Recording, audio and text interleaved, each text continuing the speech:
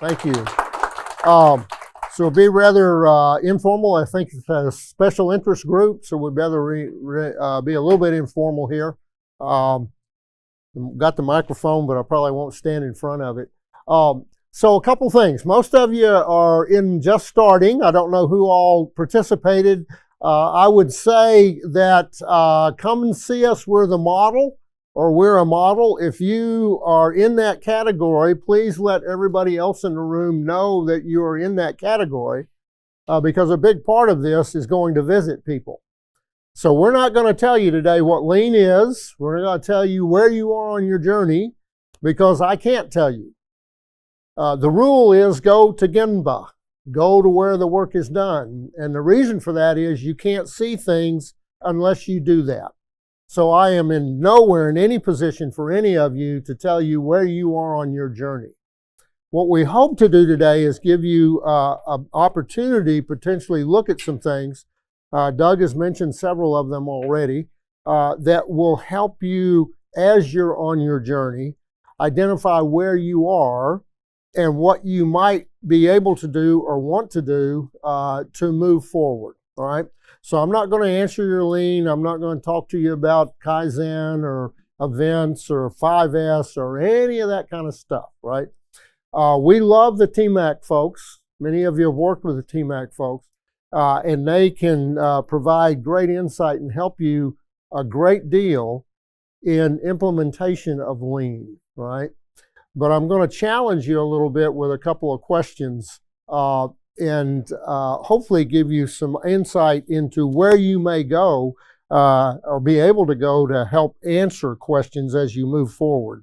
So let me get out of this. I got to get on the phone and turn this off. Thank you for participating. And I don't know why it doesn't go off. Yeah, excuse me just a second here. See if I can get this thing to quit. Because my slide's showing a slide here. All right, give me just a second. First time that's happened. We have a new experience here. So our tickler subject is where are you on your lean journey? And we wanted to ask you a question so that you can be thinking about where you are. Many of you are just starting. That seems to be a prevalent condition, because if you're on the lean journey, you're never at the end of the lean journey. So just starting is more likely than at the end. So if you're just starting, that's okay. But the question that you might ask yourself is, what is it we're really talking about here in lean? So this whole question about what the heck is lean, and I'd like to give you a couple of thoughts about what it is, right? Tried to speed this up, but I couldn't figure out how to do it on PowerPoint. Lean is a way of thinking. So when you answered that question, were you thinking about lean as a way of thinking? And you don't have to answer this question. This is for you to ponder as we go forward and as we think about the information that we're going to present to you today. So lean is a way of thinking about creating needed value. So there's a value component of it. What is it that the customer expects? This is applicable to every business, whether it's a manufacturing, distribution, service, in terms of our friends here who are working with the school systems, insurance, works everywhere. So it's about creating value, a way of thinking about creating value with fewer resources and less waste. So if that was not part of your thought process when you answered the question, we would suggest that you think about that and say, well, maybe it should be a part of our thought process. A way of thinking about creating needed value with fewer resources and less waste. I'm going to address resources right now. This is not people in terms of fewer. Okay? So I'm a lean purist when we talk about people. Lean is not about getting rid of people. Lean is about leveraging the value of the people that we have. And the waste part of it is that when you look at many processes, we're wasting people's time and we're wasting their life, right? So there's a philosophical base. This becomes important when I present to you things like the Lean Sensei that Doug mentioned, because that's a model that was put together to allow us to assess and understand where we are on the Lean journey. Okay, so way of thinking. You may or may not have thought about Lean exactly that way when you answered the question. Lean is a practice. Things that we do. The TMAC guys are great at helping you understand the things that we do, right? Because they can support Kaizen events, they can support value stream mapping, they can support lots of things that you do. So in addition to the thinking, there's the practice, okay? Consisting of continuous experimentation, which maybe takes you back to reinvigorating, right? The continuous experimentation part of it is where we continually re-engage ourselves, right? Does that make sense? You're making a comment here, is that? Oh, okay, all right. No, it's okay to comment. Continuous experimentation, so cycles, plan, do, check, act is probably what the TMAC guys would. There's a friend. Come in and join us. I think, is he checking up on you? I got to ask, is he checking up on you to see if you. Oh, he's late. Okay, now we know. All right. Checking the family relationships here. We had a good conversation yesterday at lunch. So, practice. So the tool application, right? And this is where most people live in the Lean world, is the practice. Right? It says we do value stream mapping, we do 5S, we do Kaizen events. What a lot of us that have been around for a long time have learned is that transitioning from this to that may be a challenge, first of all, but it's important to do. Okay? So we always try to challenge people to say, okay, how are we thinking about Lean? But we do have the practice component of it, basically to achieve perfect value with zero waste. So we're trying to achieve elimination of all of the things that delay, distort, disrupt the delivery of value to the customer. As new people come in, if you have the systems, that's the term that we use, then new people get integrated into, right? But it is the practice. So if you find yourself in a circumstance where maybe we've lost some things when new people coming in, right, that would be an opportunity to go back and say, how are we thinking about it, right? What is our Lean thinking associated with what we're trying to accomplish, so that we can maintain it over a period of time. So we've got the two components, two big components, and I wanted to lay this out to say, okay, when I ask you a question about where you are on your Lean journey, this is the way I'm thinking about it, right? And it's more experiential than anything else. Not any particular smarts or anything. It's just going through lots of iterations of stuff. And then here's what actually happens, if it will click, right? The thinking and the practices occur together, okay? So as you practice, you have the opportunity to think. As you think Lean, then you have the opportunity to practice, because as you think about it, you understand more deeply why it is maybe I'm doing value stream maps. Because you can do a value stream map because the TMAC guys come in and look at your organization and say, you guys need to do a value stream map. So yeah, okay, we can do that.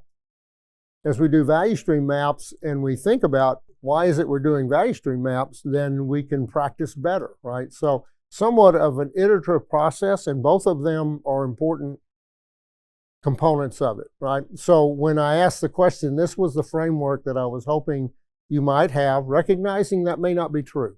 So it's not good or bad, something for us to try to achieve and move forward with, okay? So the fundamental question is, when you answer that question, is how do you know? Each one of you that participated in my little survey chose something like, I picked A, how do I know? We're going to try to give you something that might help you know, which is the Lean Sensei. That's kind of the body of knowledge, so to speak, that I'm going to introduce you to today, so that you can consider whether this may have value to you or for you on your journey, okay? Because it is a journey. So we're going to try to help with the how do you know question.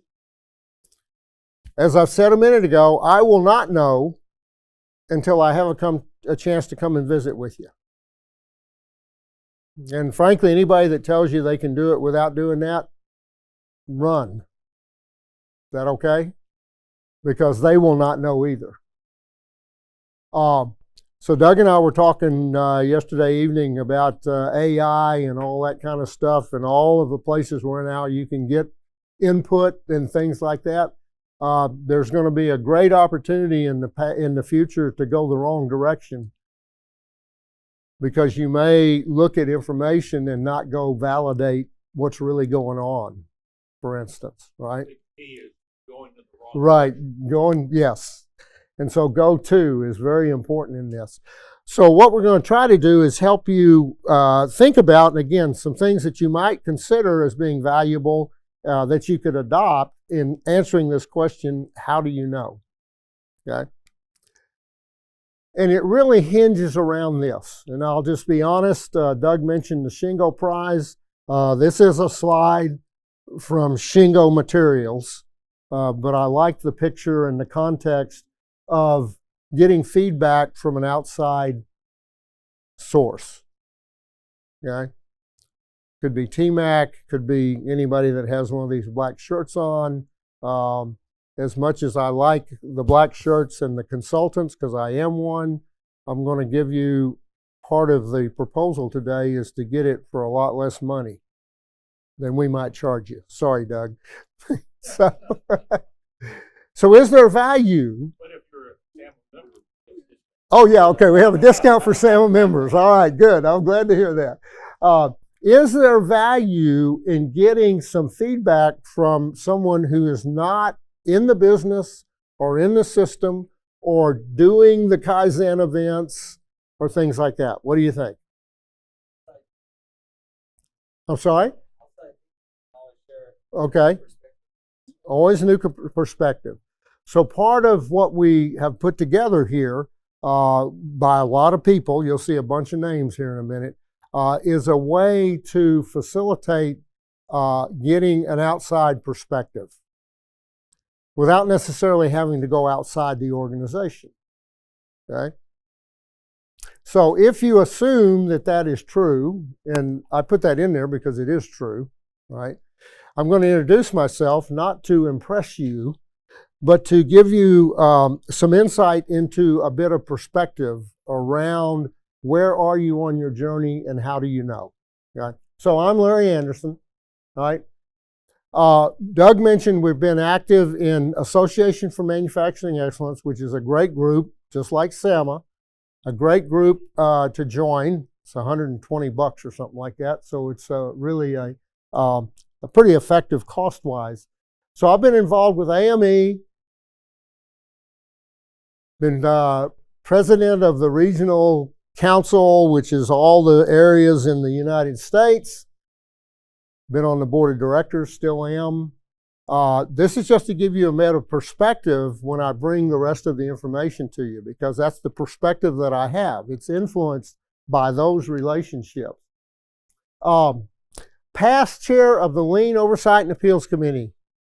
Now down at the bottom, I'm going to say that I'm gold, bronze, and silver certified, but there actually is a certification for Lean practitioners that was developed by Association for Manufacturing Excellence, Society of Manufacturing Engineers, and the Shingo Prize, which is a little bit of what we're going to talk about today. And that was developed to certify people that are practicing Lean in a fashion that's similar to people who are certified to do Six Sigma and all that kind of stuff. So it was somewhat of a competitive offering, so to speak, because there was really nothing that would allow people to say, I actually know something about lean. And in the case of the lean certification, I've actually demonstrated that I know something about lean. It's more than just a certificate, okay? So I've been in that. The Excellence Award Council is the group that developed the specifics that we're going to talk to you about, the Sensei and the AME Excellence Award. As Doug mentioned, I'm a senior examiner and team lead. I've been all over the world. It's been a great privilege to be on these teams to go do site visits and go look at organizations. It always adds to your perspective. So when I said if you put on there that you're a model, and you're exactly right, you can see good things and bad things, right? So everybody can be a model, right? Take every opportunity you can to go see other people and what they're doing. And it doesn't matter what they're doing. They can be an insurance office, they can be a non-for-profit, they can be a manufacturing operation. You can always learn something. So it's been a huge opportunity for me to do that. In addition to teaching Shingo workshops, to be an examiner for Shingo, which is another opportunity. I've been to some way cool places. Was talking to Billy's wife yesterday to see if she has a similar perspective of my wife. We're very fortunate in our life. When I go to good places, my wife goes with me. So when we go to Singapore or France or things like that, San Antonio. right? Yeah, San Antonio, right? Like she was with him here in San Antonio. It's been a very good relationship. Done some really fun. We've had some fun times, right? And this is maybe a little bit important: bronze, silver, and gold. In the certification process that I mentioned, you can get bronze certified, which is basically tactical, which is doing stuff on the shop floor. And the TMAC guys have sponsored bronze certification. So you can get certified. It says, hey, I know how to do this. I've actually done it. Silver is value stream perspective. Gold happens to be business transformation, right? So when I talk to you about this kind of stuff, I've been doing it a long time, so it's very fortunate. I've been very fortunate. There's a lot of observations that have gone into what we're going to present to you as a way of answering the question, where am I on the journey? So, I'm going to say many years ago, in Association for Manufacturing Excellence, which is a practitioner group, people actually trying to do stuff, right? It's the way I characterize it.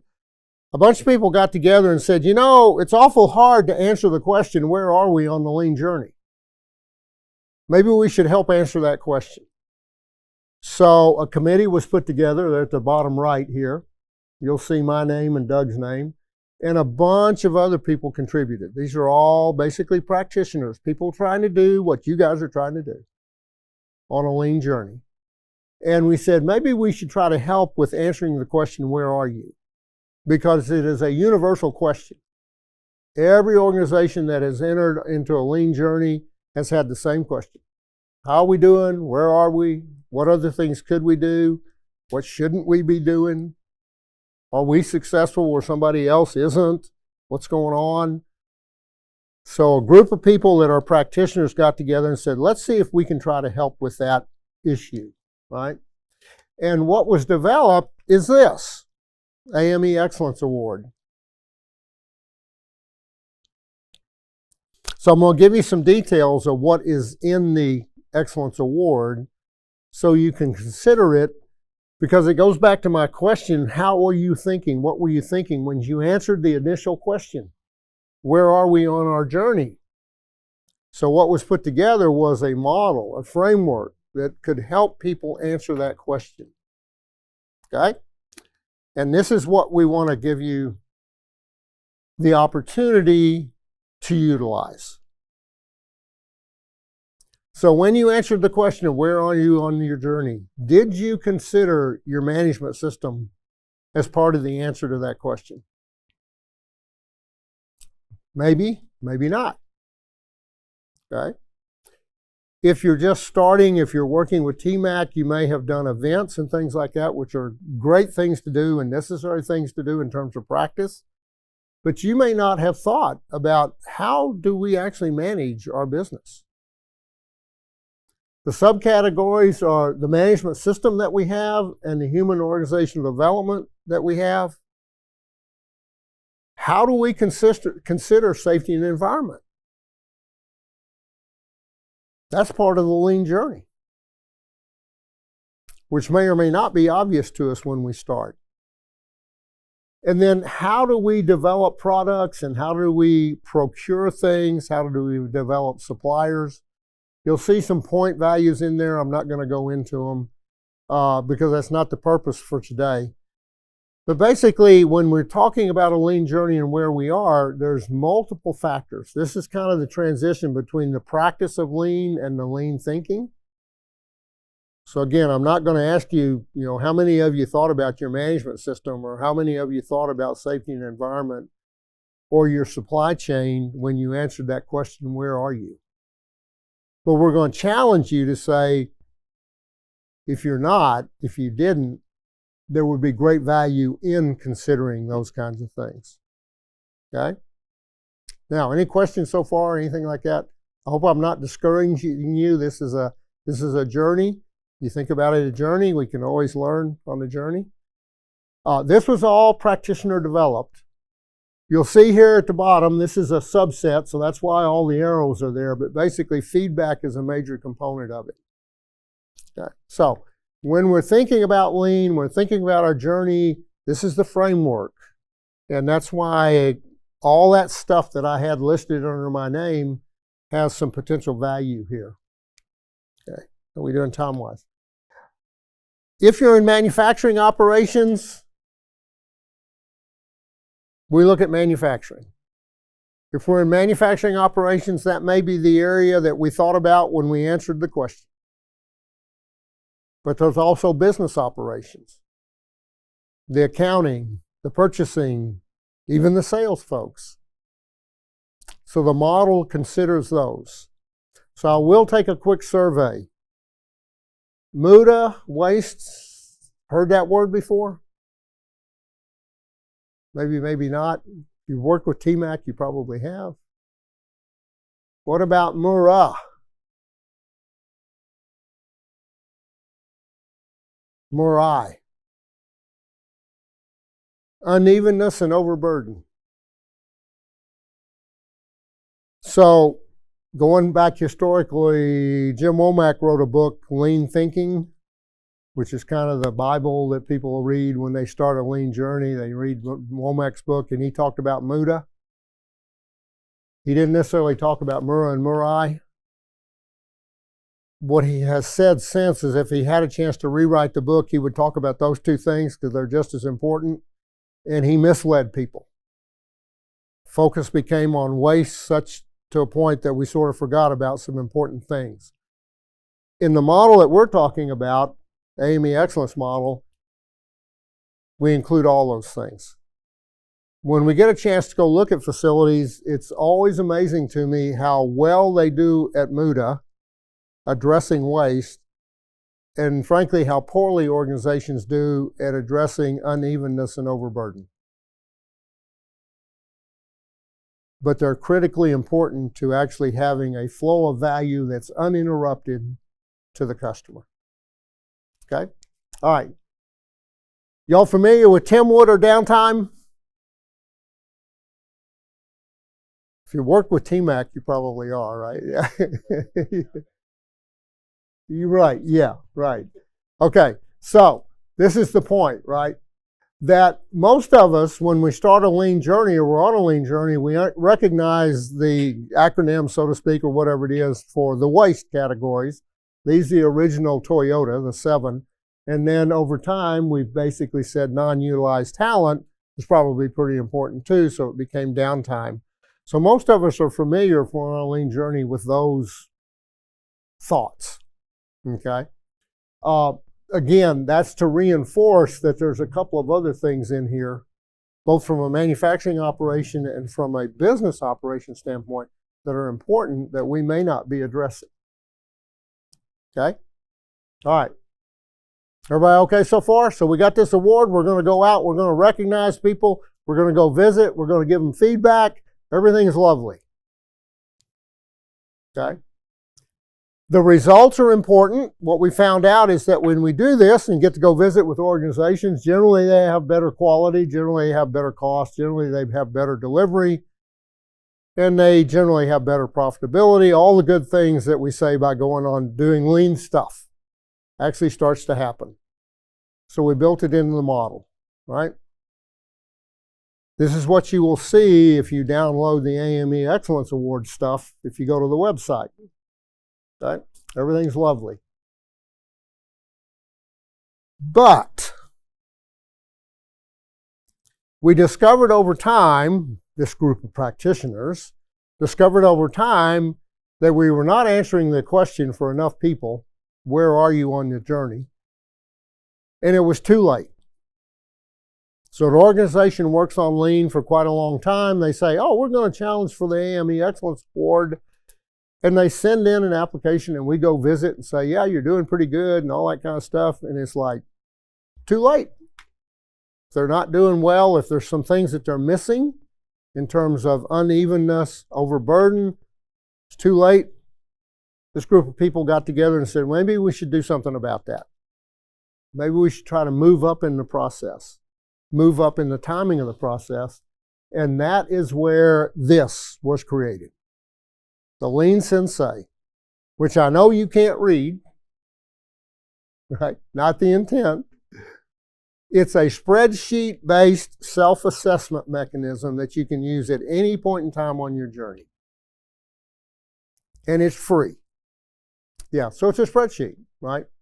And so let me get in a little more detail of it. And again, this was a progression. This is people that are practitioners like you guys are, learning as we went, and said, how do we help people get better at getting better? Really our mantra that all that list of people there were thinking about when we did this. So a little bit bigger detail and a little bit bigger detail. And finally, we'll get to where you might be able to read the questions, right? So this happens to be question 1. There's 65 questions you can go through to help you assess where you are and to help determine what you might want to do next. Each one of the questions is divided into excellent, on the journey, needs help, needs improvement, or just starting. There's categorizations. The definitions on excellent have been calibrated to say, well, if organizations are doing that, they're probably doing pretty good on a lean journey. Give yourself a grade. Oh, we're doing pretty good. Give myself an A+ on that one. Or a B, or a C. So in terms of the question that I ask, if you're just starting, you might reasonably expect that you might be more down here. Okay? If you've been doing it a while and you're doing pretty good, got really good results, you might be more up here. But you can do it yourself. Don't have to be dependent on anybody like me or anybody outside the organization. It's good to have it validated by an outside source, but you can do it on your own. Okay? And what you get, because it's on a spreadsheet, you'll notice lots of tabs here. Dashboard, report card, so on. What you get is a radar chart that allows you to make some comparisons. What this says is, this is the average score for each of the categories that exist for people who have been recognized by that group, like long list of names of practitioners, as we've gone out and had a chance to visit with organizations. Notice the points that we had on there? There's a score. So you can look and you can compare. This one, we just plugged A's in there for the most part. You can look and say, well, where might I need to be spending some time on my lean journey? So to address that long list of people that have been working on this is all volunteer, by the way. There's not a person on that list, that long page there, that got paid for any of this. It's all volunteer work, trying to give back, right? because we're practitioners and we understand what it is, the challenges, right? But one of the things that long list of people decided to do is to give specific feedback as to why we think you're not what you think you are, right? So if you give yourself an A and we go, look, because there's lots of experience, right? 400 years, you'll see here in a minute. 400 years of collective experience. If you think you're an A and we think you're a B, part of the feedback is in the context of why there's a difference there. Okay? So that we can try to help. The whole purpose of this is try to all of us be more successful at it. So this could be part of a strategic plan. If you do annual planning, one of the things that happens when people go through this, they find that it does a really good job of aligning the organization. If you have issues with alignment within the organization, right? Because people get to talk about it and see. So that is a risk, but then you think about the systems we talked about earlier, right? If you're building systems, this is all around building systems that are sustainable so that if you go focus on something else, it doesn't fall backwards.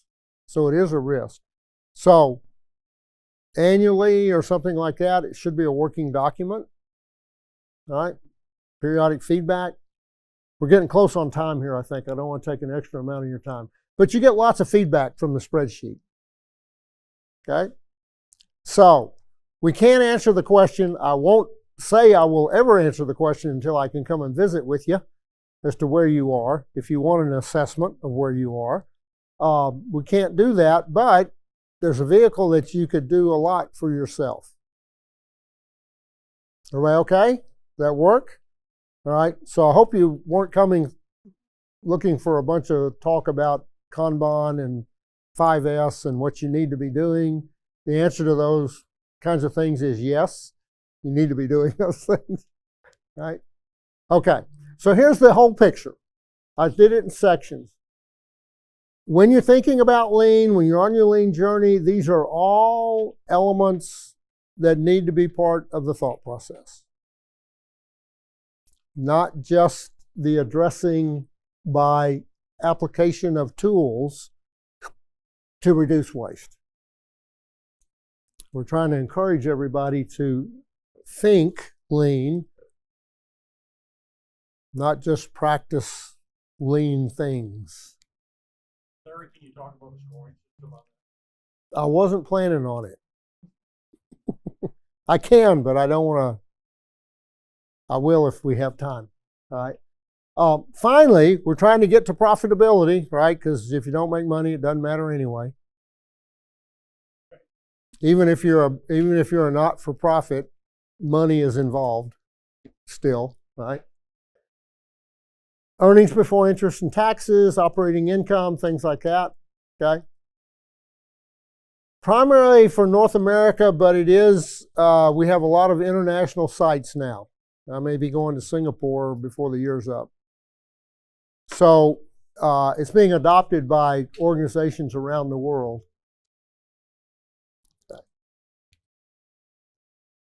And I'm going to wrap up, and then maybe I'll talk about SCORE, give you a chance to ask questions if you want. So if you want to go and find out about the Excellence Award, you can use the QR code and the QR code, by the way, is not in the handout, because I just added it last night. Okay, so you can shoot it if you want to. And probably more specifically, Improve the Way You Improve is the Lean Sensei, again at the AME site. And if you want to shoot the QR code to get something real quick, we encourage people to do it at the highest level of the organization. But if I was, and the value, the greatest value is if we have multiple people participating. So if I'm in the middle of the organization and I want to try to use this tool, I'd probably gather a bunch of friends and say, let's just talk about this. Let's go through it. Even though, let's say, the owner or the chief executive is not currently engaged. Because if you do that and you identify areas you could focus on, then you're going to make them more successful, which means they might get more interested. Right? Say, okay, we went through this. I'm at the middle of the organization. I get a bunch of friends together. We talk about it. Say, all right, let's kind of get focused on this. We can all focus on it. It's not just me out there. right? And create some successes, which is what you guys at TMAC do anyway, right? Try to create some successes, right? Does that make sense? We encourage the highest levels of the organization, but you don't have to do it. You can do an assessment yourself. So here's what. So let me address the authority thing. What I've observed, it's not binary, right? It's not an either or, but I'm going to state it that way. It's either authority or extreme passion.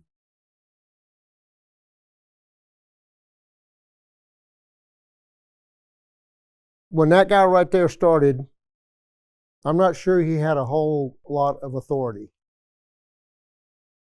Matter of fact, if you know Billy, at one point in his career, there was a concern when he was talking with people that they were talking about the NAACP and right. And so, but there was extreme passion, right? Which kind of the charisma sort of thing, I think. That's the way it shows up now. So, not to make it binary, right? So it's great if you have extreme passion and authority, but you can make it work, you know. So extreme passion is really important. Okay, so we're running out of time. Here's the 400 years. As I mentioned earlier, these is all volunteers. So there is a cost with having somebody come in, right, from the AME to give you a formal assessment. But the cost is the cost of getting people there.